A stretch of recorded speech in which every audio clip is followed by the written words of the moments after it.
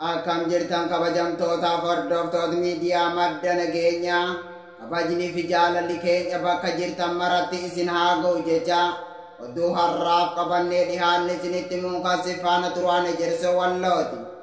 Oduu keenya jalqabaatiin fiinxaleeyyiin Amaara godina Matakkal keessatti abbaa gadaa dabalatee namoota hedduu asii buutee dhabamsiisanii jiraachuun dhaga'ame. Guutuun gabaasa kanaa akkatti aanutti isiniif dhiyaata. Matakkal keessatti ilmaan Oromoo fi abbaa gadaa dabalatee namoonni hedduun ukkaanfamanii jiraachuun dhaga'ame. Ilmaan Oromoo irratti hidhaa fi dararaan Matakkal keessatti cimee itti fufee jiraachuun dhaga'ame. Godina Matakkal ona Dibaaxii Araddaa Galeessaa jedhamu keessatti fiinxaleeyyiin Amaaraa fi waraanni murna bilxiginnaatiin hoogganamu kan naasu ilma namaa hin qabne abbaa gadaa Oromoo fi daa'imman xixiqqoo dabalatee Oromoo ta'uu isaanii qofaaf asii buutee dhabamsiisanii jiraachuu maddi keenya madda nageenyaatti hime. Namoonni humnoota farra Oromoo kanaan asii buutee dhabamsiifamanii jiran hedduu ta'anis kan ammaaf maqaan nu geessan armaan gadii kana. Tokko obbo Dhugummaa Ayyaana abbaa gadaa Matakkalii fi dabaloo hiikaa kan jedhamanidha. Hidhattoonni fiinxaleeyyii Amaara kan naasu ilma namaa hin qabne jiraa ibiddaan gubuu Matakkal keessatti nama ajjeesuu fi hidhuun cimanii itti fufanii jiraachuu odeeffannee jirra. Sababa magaalaa Gondar keessatti ummata muslimaa irratti haleellaan fiinxaleeyyii Amaaraatiin qaqqabeef ummanni muslimaa magaalaa Finfinnee fi bakkoota garaa garaatti hiriira mormii cimaa geggeessanii jiraachuun barame. Bal'ina isaa Sayyidawwee waan qindeeffate qaba. Hiriirri mormii cimaan ummata muslimaa magaalaa Finfinnee keessatti bahamee jiraachuun dhagahame.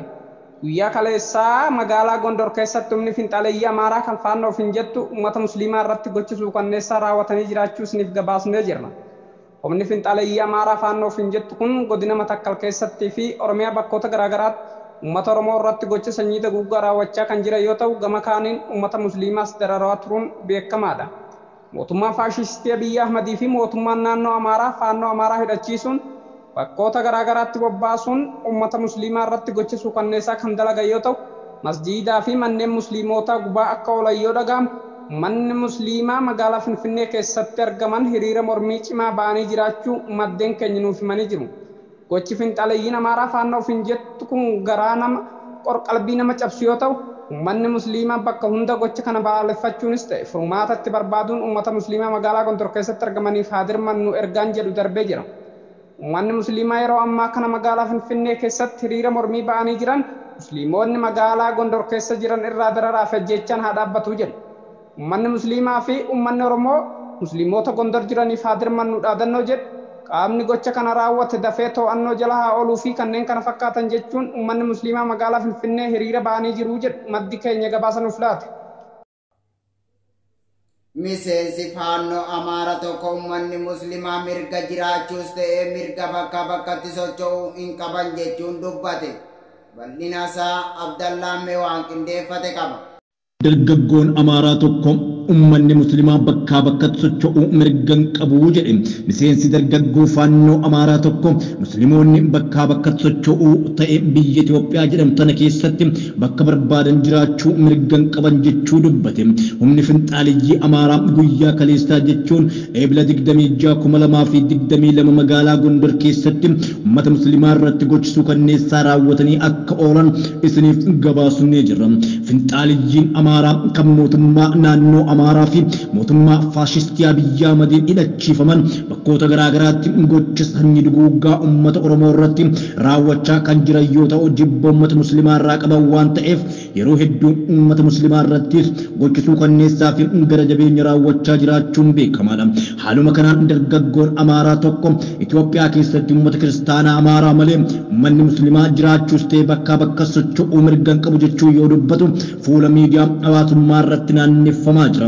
dargaggeessi amaaraa kun jecha safootee akkas jechuun dubbate ummanni muslimaa biyyaas ta'e amantaan qabdan amantaa fokkataa keessan kana qabattanii biyya amaarri irra jiraadhaa isiniin jedhe isiniif kennee fi biyya amaarri irratti isin kabachiisaa jiru irratti amaarri nu miidhaa jira jechuun dubbii kijibaatiin biyya nu balleessinaa jechuun haasaa safuu qaanyii ta'e dubbate akkasumas ummanni muslimaa biyyoota garaagaraa fi kanneen finfinnee ummanni oromoo silxee fi kan kana fakkaatan dhimma muslimaa irratti kan iyyitan maal isin galche nu ummata amaaraa malee Itoophiyaa keessatti mirga jiraachuu fi bakkaa bakkatti socho'uu ummanni muslimaa akka mirga hin qabne beektan jechuun dubbate dargaggeessi miseensa faannoo amaaraa kun dubbii inni dubbate keessatti jibba ummata muslimaa fi ummata oromootiif qaban kan akkaan jabaa hamaa ta'e akka ta'e dubbii ijoo ta'e mul'atee jira oduu wal fakkaatuun ajjechaan waraana mootummaa Abiyyi Ahmadiin ummata Matakkal irratti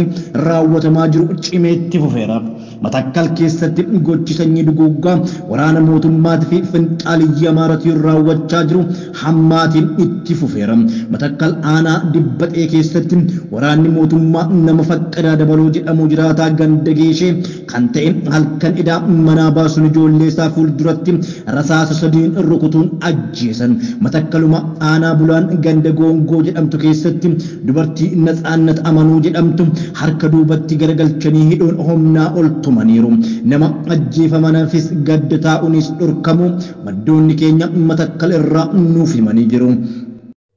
Egaa kabajamtootaaf hordoftoota miidiyaa madda nageenyaa oduun har'aaf qabannee dhihaanne kana gammaa daawwattanidha. Qophiilee madda nageenyaatti fufaan gama kiyyaan nagaatti isiniin jedha.